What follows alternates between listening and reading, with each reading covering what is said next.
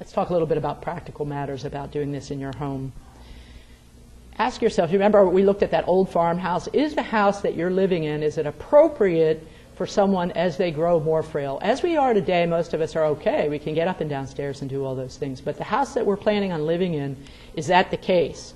For example, are there stairs that are not navigable as you become more frail? Now, there are different solutions to these things. You could, for example, you could put one of those lifts that you see advertised on TV into, I don't know if you could put it on this staircase, but there are staircases that you could make a structural alteration to the house to make this work so you could get up and down the stairs. As you grow even more frail, that may not be an option. But you could make it work for a good long time. The other option in a situation like this is to close off the upper part of the house and move the bed and the bedroom and all the other things downstairs and live only in the downstairs. What about these stairs? No handrail. Okay. You're not going to put a ramp, I mean not a lift going up that. Look at those bricks. Those are kind of a mess. I think I would have those fixed regardless.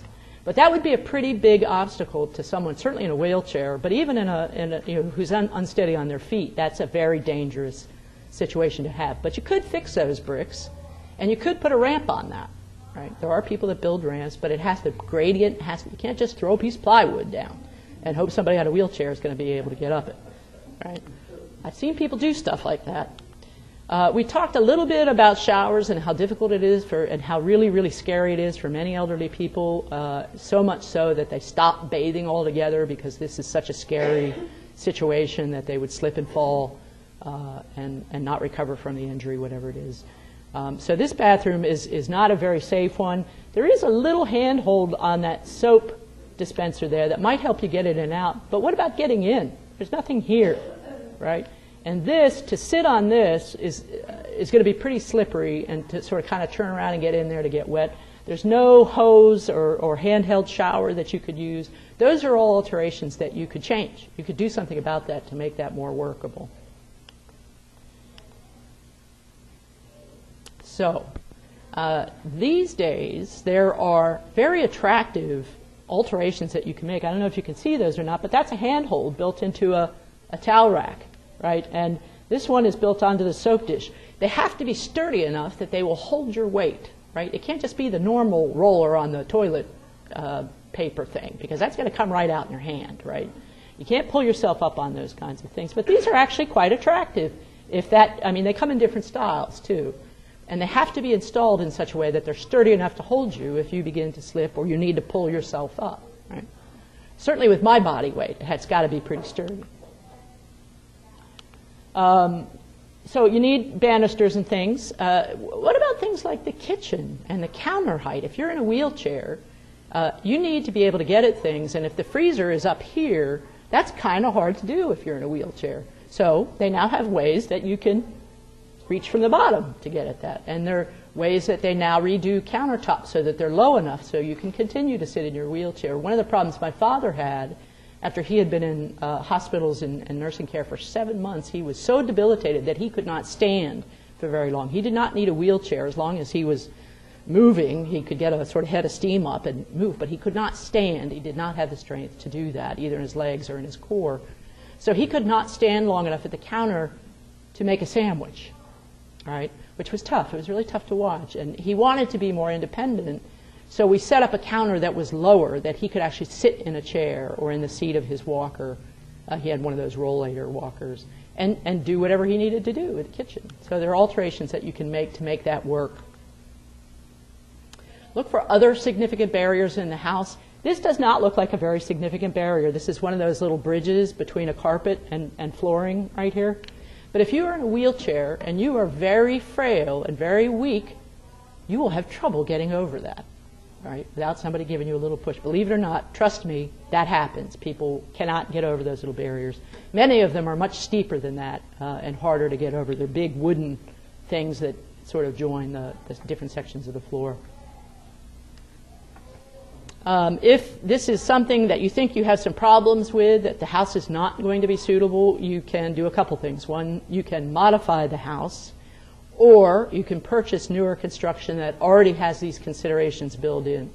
That is known as universal design. It's abbreviated UD, and it basically is meant to take people from any age, of any ability, through old age and infirmity and frailty, so that everything is accessible throughout the house, whether you're disabled or enabled. It's universal design is what it's called.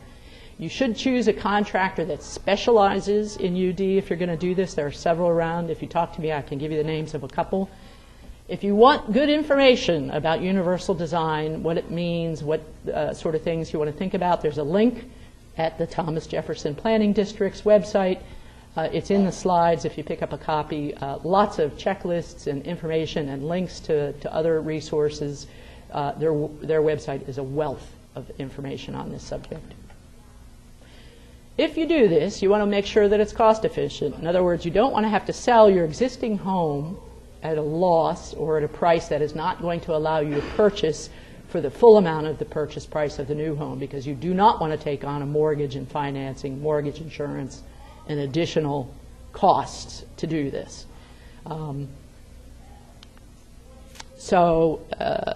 There's a couple, that kind of takes care of all the practical considerations for existing housing or buying new housing, as well as the things for care and finance. I do want to talk about two new options that you might have interest in exploring further. I have a nodding acquaintance with both. The first is a project that's sort of in the works called Seaville Village. Judy, are you still sort of heavily involved in that? Oh, good. All right, so we can turn questions to Judy if we have more when we get done, but just briefly in a nutshell, Seaville Village is formed around an idea that started in Boston on Beacon Hill, where the idea is that neighbors are able to supply help to other neighbors without going outside and hiring people to do certain things. So it's a matter of volunteer assistance. Typically, these are intergenerational neighborhoods. They sort of start with one neighborhood, and this grows as we go along. Right now, I think we're looking at an area near Belmont. Is it Woolen Mills that you guys are? We have a pilot program. Great. So if you're familiar with that area, that's where they're doing it to start. It looks like it's going to branch out to other areas. I know there's a lot of interest in. Good. Okay. And she could correct me if I'm wrong, but I think basically it's not so much about being around a geographic area. It's about setting up the infrastructure. So if I'm living in Woolen Mills and I need someone, say, to supply transportation or whatever, we coordinate a volunteer group that manages those kinds of needs, and we assign someone to take care of that task. You, even as a frail person, may have skills that you can offer to the village that in exchange for that, right? So you don't have to feel like you're being a charity case. You're not a charity case. You're a part of a community, and you have something to offer, but you have needs as well. I believe that part of the structure is that there is a paid volunteer coordinator. Is that still the case? Great. That's excellent. For those of you that couldn't hear it, sort of in short, it is a member-driven organization. It is under the auspices of the Thomas Jefferson Planning District. Nonprofit is sort of helping them coordinate and finance things. If you have more questions about that, I encourage you to see Judy and Carolyn Benjamin, both seated right over there. I'm sure they'll be happy to give you more information. They do have a website, which I have on the slide. You can go and look at that. The other really interesting project, again, under the auspices of the Thomas Jefferson Planning District's nonprofit sector, is something called home sharing. And this idea is matchmaking, again, people who have homes, who are, as I call it, house rich, with someone who is in need of housing and perhaps cannot really afford a lot, or can afford to pay part of their share of whatever the housing cost is. And you put them together, and the home sharing program is meant to help facilitate that by figuring out who these people are and how well suited they are to each other. One of the things that's a beautiful aspect of this is sometimes you have someone who is very house rich, has plenty of room in their house, but they have a need similar to what we have in Seaville Village. Like the story that we discussed the other day was there was a woman who had a need for someone in her house. She was okay, but she had a nurse move in. And she fell in the night, and she needed assistance. And had she been alone, there would have been no one there to assist her. And this person knew enough, knew who to call, knew what to do when someone fell and had an injury. So if you are in need of housing, and this happens a lot with the university here, we have a lot of graduate students coming through. The nursing school has an interest, I know. There are agencies that hire CNA, certified nursing assistants, who do not have a lot of money, who could use housing closer into town, that may be able to exchange their service for housing, or in part, pay part in rent and part in service. Or let's say, for example, you can no longer take care of your garden. You love your garden. You don't want to get rid of your garden. You don't want to pour cement over it. You might get somebody to move in that can do some weeding for you and take care of the flower beds and those kinds of things. Wonderful idea. This is a great idea. I encourage you to see Billy, who's in the back of the room, if you have interest in this particular project. I have to disclose my affiliation on their advisory board. I'm very excited about this project. I think it cures a lot of ills in this community. So that is pretty much most of what I have. I want to remind you of a couple of things. One, if you're thinking about staying in your home, and I know most of you are, you wouldn't be here, please, please muster all your resources. Do not be afraid to ask for help and to explain to your family and friends what you're thinking of doing and what you think you're going to need. Plan, plan, plan, and write it all down.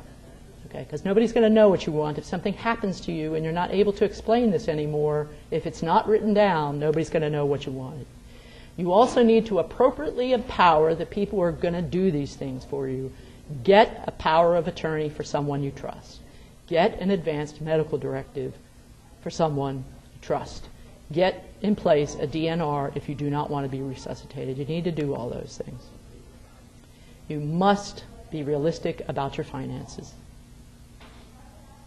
How are you going to get through this, whether you stay at home, or whether you're going to nursing, or whether you're going to assisted, or whether you're going to live with your sister Maybelle? You must figure out how you're going to do this. This is not a good idea for someone who is prone to denial. I know it's hard for you to figure out if you're one of those people. But if you know that you are not sometimes going to be able to do a realistic assessment of what you're doing, this is not a good plan for you. You must be able to realistically look at what your resources are and what you want to do and how you want to live. Good idea to be flexible because, as I said, the best laid plans of mice and men are sure to go awry. They will. Changes will happen. Unexpected things will happen. And you need to be able to shift with that. So you need to be able to change the plan if you have to. This also means that it's a good idea to be familiar with what the other options are. For example, assisted living, independent living, continuing care retirement communities. To that end, please come back next month when I will be talking about independent living and continuing care retirement communities. I am almost always here, as I am next month, on the third Tuesday of the month at the same time as we're here today. We started at 10. I try to finish on time. I bet I went over.